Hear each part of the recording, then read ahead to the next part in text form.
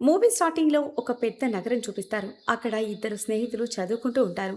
Straight hair ఉన్న అబ్బాయి పేరు రాజ్. కర్లీ హెయిర్ ఉన్న అబ్బాయి పేరు రోహిత్. రాజ్ చదువులో కొంచెం వెనకబడి ఉంటాడు.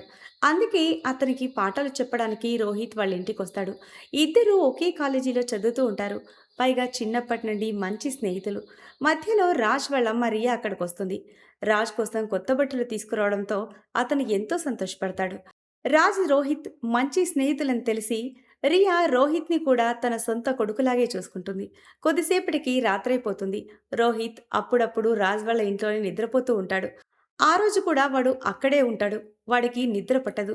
అటువైపు హాల్‌లో కూర్చున్న రియా డ్రింక్ చేస్తూ ఉంటుంది. ఆమె విడాకులు తీసుకున్న మహిళ కావడంతో రాత్రుళ్ళు ఒంటరిగానే ఉంటుంది. ఈలోగా రోహిత్ గదిలోంచి బయటకు వచ్చి నేరుగా హాల్లోకి వెళ్తాడు. నీళ్లు కావాలి అని అడగగానే రియా అతనికి నీళ్లివ్వడానికి వెళ్తుంది. ఆమె గ్లాసులో నీళ్లు పోస్తూ ఉంటే రోహిత్ చూపు రియాపై పడుతుంది. ఆ దృశ్యాన్ని చూడగానే రోహిత్ ఉద్వేగానికి లోనవుతాడు. రోహిత్‌కు నీళ్ళిచ్చి రియా సోఫాలో కూర్చుంటుంది. రోహిత్ కూడా ఆమె పక్కనే వచ్చి కూర్చుంటాడు. నీళ్లు తాగమని ఆమె చెప్పినా అతను మాత్రం నేను నిన్ను ప్రేమిస్తున్నాను అని చెప్తాడు. అది విని రియా ఒక్కసారిగా షాక్ అయిపోతుంది. నువ్వు నాకు కొడుకులాంటి వాడివి. మన ఇద్దరి వయసులో కూడా చాలా తేడా ఉంది అని ఆమె సర్ది చెప్పే ప్రయత్నం చేస్తుంది. కానీ రోహిత్ ఆమె మాటలు వినిపించుకోకుండా అదను చూసి ఆమెను ముద్దు పెట్టుకుంటాడు. వెంటనే రియా అతన్ని గట్టిగా చెంపదెబ్బ కొట్టి నీ స్థాయిని మించి ప్రవర్తించకు అని మందలిస్తుంది. అంతే, ఇంకెప్పుడు ఇలాంటి పనులు చేయకు లేదంటే చంపేస్తా అంటూ రియా కోపంగా తన గదిలోకి వెళ్ళిపోతుంది. అక్కడ రోహిత్ మాత్రం చాలా అవమానకరంగా సిగ్గుతో ఉండిపోతాడు. మరుసటి రోజు ఉదయం రోహిత్ రాజ్ వాళ్ళ ఇంట్లో ఉండడు. రాజ్ అతనికి ఫోన్ చేసి ఎక్కడున్నావని అడుగుతాడు. ఏదో అర్జెంట్ పనుండి తెల్లవారుజామున ఇంటికి వచ్చేస్తానని రోహిత్ అబద్ధం చెప్పేస్తాడు. రాజ్ ఇంకా చదువులో తన సహాయం కావాలని అడుగుతూ ఉంటాడు. కానీ రోహిత్కు అక్కడికి వెళ్ళడం ఇష్టం ఉండదు. నిజానికి రోహిత్ ఇంట్లో పరిస్థితులు అస్సలు బాగోవు. వాళ్ళ అమ్మా నాన్నలు ఎప్పుడూ గొడవ పడుతూనే ఉంటారు. రాజ్ పదే పదే ఒత్తిడి చేయడంతో రోహిత్ మళ్ళీ రాజ్ వాళ్ళ ఇంటికి రావడానికి ఒప్పుకుంటాడు. ఆ రాత్రి రోహిత్ రాజ్ వాళ్ళ ఇంట్లోనే ఉంటాడు. ముగ్గురు కలిసి భోజనం చేస్తూ ఉండగా రాజ్ రియాతో రేపు మాకు ఎగ్జామ్ ఉంది. రోహిత్ ఈ రోజంతా నాకు చాలా బాగా చదువు చెప్పాడు అని అంటాడు. రాజ్ మాటలకు రియా రోహిత్‌కు థాంక్స్ చెప్తుంది. భోజనం తర్వాత రియా హాల్‌లో కూర్చుని డ్రింక్ చేస్తూ ఉంటుంది. మొదట రోహిత్‌ను కొట్టి బయటకు పంపించినా ఇప్పుడు అతని ప్రవర్తన రియా మనసులో ఏదో తెలియని కోరికను రేపుతుంది. చాలాసేపు ఆలోచించిన తర్వాత ఆమె రాజ్ గదివైపు వెళ్తుంది. సరిగ్గా అదే సమయానికి రోహిత్ నీళ్లు తాగడానికి బయటకొస్తాడు. ఇద్దరూ ఎదురు పడతారు. ఈసారి రోహిత్ ఏమీ మాట్లాడకుండానే రియాను గట్టిగా పట్టుకుని ముద్దు పెట్టుకుంటాడు. ఈసారి రియా కూడా అతనికి సహకరిస్తుంది. వెంటనే రియా అతన్ని తన గదిలోకి తీసుకెళ్తుంది. అక్కడ వాళ్ళిద్దరూ ఆ రాత్రి దబిడిదిబిడి చేస్తారు. మరుసటి రోజు ఉదయం రాజు నిద్రలేవకముందే రోహిత్ తన గదికి వెళ్లాలని రియా అతన్ని త్వరగా నిద్రలేపుతుంది. కొద్దిసేపటికి రియా తన పని మీద బయటకు వెళ్ళిపోతుంది. ఆ ఇద్దరు అబ్బాయిలు ఎగ్జామ్ కోసం కాలేజీకి వెళ్తారు. సాయంత్రం ఇద్దరు తిరిగి రాగానే రియా వాళ్ళని ఎగ్జామ్ ఎలా రాశారు అని అడుగుతుంది. రాజ్, రోహిత్ పరీక్ష బాగా రాశామని చెప్పగానే రియా చాలా సంతోషపడుతుంది. ఆ రోజు కూడా రోహిత్ రాజ్ వాళ్ళ ఇంట్లోనే ఉంటాడు. ఎందుకంటే ఇద్దరూ కలిసి మళ్ళీ చదువుకోవాలి అనుకుంటారు. రాత్రి కాగానే రోహిత్ రియా గదిలోకి వెళ్తాడు.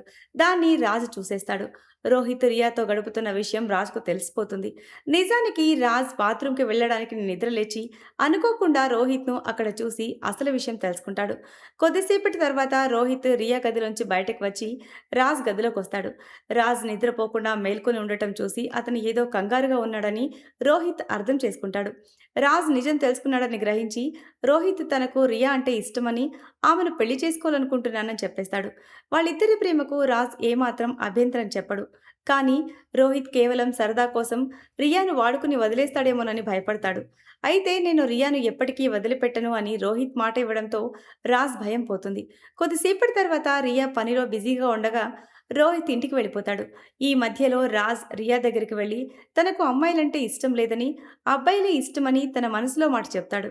ఆ మాట విని మొదట రియా ఆశ్చర్యపోయినా తర్వాత కొంచెం ఆలోచించి రాజ్‌కు అతని ఇష్ట ప్రకారమే నడుచుకోమని అనుమతిస్తుంది. రాజ్ అప్పుడు నేను నిన్న రాత్రి రోహిత్ నీ గదిలోకి వెళ్ళడం చూశాను. మీ ఇద్దరి బంధం గురించి నాకు తెలుసు. నాకు ఎలాంటి అభ్యంతరం లేదు అని చెప్తాడు. ఆ మాట విని రియా చాలా సంతోషపడుతుంది. ఎందుకంటే ఇకపై ఆమె రోహిత్‌తో ఎలాంటి భయం లేకుండా కలిసుండొచ్చు. రాత్రి కాగానే రోహిత్ వచ్చి రియాతో గడుపుతాడు. రియా అతనికి రాజ్ విషయం చెప్తుంది. రాజ్‌కు వాళ్ళ బంధం గురించి తెలుసని చెప్పడంతో రోహిత్ ఆశ్చర్యపోతాడు. అలాగే రాజ్‌కు ఇబ్బంది కలగకుండా ఇకపై అంతా రహస్యంగానే చేద్దామని రియా అతనికి చెప్తుంది. రోహిత్ అందుకు అంగీకరిస్తాడు. ఆ రాత్రి రియాతో దబిడిదిబిడి చేసిన తర్వాత రోహిత్ రాజ్ గదిలోకి వచ్చి నిశ్శబ్దంగా పడుకుంటాడు. రాజ్ మనసులో రోహిత్ అంటే ప్రేమ ఉన్నా లోలోపల ఏదో తెలియని బాధ. రోహిత్‌కు తన మనసులో మాట చెప్పే ధైర్యం రాజ్‌కు ఉండదు. మరుసటి రోజు ఇద్దరూ ఎగ్జామ్స్ రాస్తారు. ఎగ్జామ్ అయి ఇంటికి రాగానే రాజ్ ఒక్కసారిగా అస్వస్థతకు గురవుతాడు. రియా కంగారుగా అతన్ని ఆసుపత్రికి తీసుకెళ్లి చికిత్స చేయిస్తుంది. రాజ్‌కు చిన్నప్పటి నుండి గుండె సంబంధిత సమస్య ఉంది. అందుకే అప్పుడప్పుడు ఇలా జరుగుతూ ఉంటుంది. ఈ విషయం తెలిసిన రోహిత్ ఆసుపత్రికి పరిగెత్తుకుంటూ వస్తాడు. రియా అతనికి రాజ్ అనారోగ్యం గురించి చెప్పగానే రోహిత్ షాక్‌కు గురవుతాడు. కొన్ని రోజుల తర్వాత రాజ్ కోలుకుంటాడు.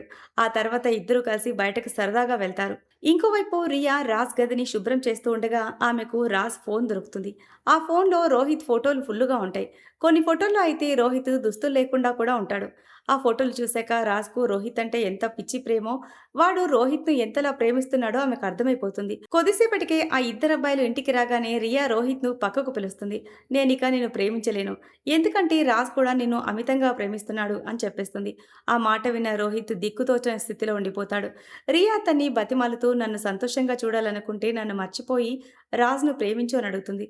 కానీ రోహిత్ అందుకు అంగీకరించకుండా అక్కడి నుండి వెళ్ళిపోతాడు. రోహిత్ వెళ్ళిన తర్వాత రియా రాజ్ దగ్గరకు వెళ్ళి అసలు విషయం చెప్తుంది. నీకు రోహిత్ అంటే ఇష్టమని నాకు తెలిసింది. అందుకే నేను వాడితో సంబంధం తెంచుకున్నాను. ఇకనైనా మీరిద్దరూ ప్రేమించుకోండి అని చెప్తుంది. రియా మాటలకు రాజ్ తీవ్రమైన బాధకు లోనవుతాడు. తాను రోహిత్‌ను కోరుకుంటున్న మాట వాస్తవమే కానీ, తన స్వార్థం కోసం తల్లిని, రోహిత్‌కు మధ్య ఉన్న సంబంధాన్ని దూరం చేయడం అతనికి ఇష్టం ఉండదు. రాజ్‌తో తనకున్న బంధం వల్ల రియా, రోహిత్ మధ్య బంధం పాడవకూడదని రాజ్ భావిస్తూ ఉంటాడు. తల్లి, కొడుకులు ఇద్దరూ ఇలా మాట్లాడుకుంటూ ఉండగానే రాజ్ ఆరోగ్యం మళ్ళీ క్షీణిస్తుంది. వెంటనే రియా, రోహిత్ కలిసి అతన్ని ఆసుపత్రికి తరలిస్తారు. రాజ్ పరిస్థితి చాలా సీరియస్‌గా ఉండటంతో రియా, రోహిత్ ఇద్దరూ తీవ్ర ఆవేదనకు లోనవుతారు. కొద్ది రోజుల తర్వాత రాజ్ కోలుకోవడంతో రియా అతన్ని ఇంటికి తీసుకొస్తుంది. అప్పుడప్పుడు రాజ్ క్షేమ సమాచారాలు కనుక్కోవడానికి రోహిత్ ఇంటికి వస్తూ ఉంటాడు. రాజ్ నిద్రపోతున్న సమయాన్ని చూసి రియా, రోహిత్ మళ్ళీ పాత పద్ధతిలోనే సమయాన్ని గడుపుతూ ఉంటారు. రాజ్ పూర్తిగా కోలుకున్నాక రియా, రోహిత్ అతన్ని బయటికి సరదాగా తిప్పడానికి తీసుకెళ్తారు. రాజ్‌ను సంతోషపెట్టడమే వాళ్ళ ఏకైక లక్ష్యం. వాళ్ళ ప్రయత్నాల వల్ల రాజ్ కూడా కాసేపు సంతోషంగా ఉంటాడు.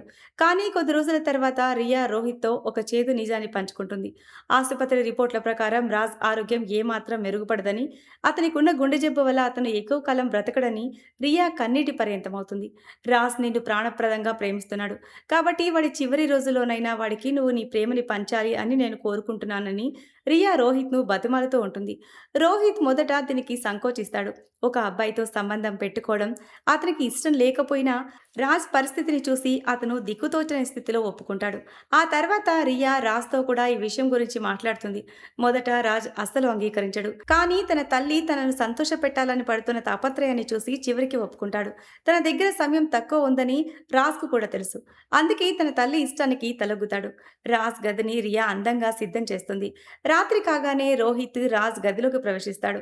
రోహిత్ రాజ్‌తో ఆ రాత్రంతా గడుపుతాడు. కొన్ని రోజుల తర్వాత రాజ్ ఆరోగ్యం మళ్ళీ క్షీణిస్తుంది. ఈసారి ఆ గుండె జబ్బు అతని ప్రాణాలను బలి తీసుకుంటుంది. తన కొడుకును కాపాడుకోవడానికి రియా చేయని ప్రయత్నం లేదు. కానీ విధి ముందు ఆమె ఓడిపోతుంది. రాజ్ మరణంతో రియా పూర్తిగా కుప్పకూలిపోతుంది. ఆ బాధలో ఆమె రోజులు గడుపుతూ ఉండగా ఒకరోజు రోహిత్ ఆమె దగ్గరకొచ్చి రాజ్ రాసిన ఒక డైరీని చూపిస్తాడు. ఆ డైరీలో రాజ్ తన ఆఖరి కోరికలను రాసిపెట్టుంటాడు. ఆ కోరికల్లో ప్రధానమైనది తన స్నేహితుడు రోహిత్ తన తల్లి రియాను పెళ్లి చేసుకోవాలి అనేది. రాజ్ చివరి కోరికను నెరవేర్చడానికి రోహిత్, రియా పెళ్లి చేసుకుంటారు. రాజ్ ఆత్మ తమ పెళ్లిని చూస్తూ సంతోషిస్తుందని, అతను తమ మధ్యే ఉన్నాడని వాళ్ళు బలంగా నమ్ముతారు. ఈ విచిత్రమైన, భావోద్వేగకరమైన మలుపుతో ఈ సినిమా ముగుస్తుంది. సో ఇది ఫ్రెండ్స్ ఇవాల్టి స్టోరీ. ఈ స్టోరీ గనక మీకు నచ్చినట్లయితే మరికొన్ని ఇలాంటి ఇంట్రెస్టింగ్ మూవీస్ కోసం ఛానల్‌ని సబ్స్క్రైబ్ చేయండి. Thanks for watching.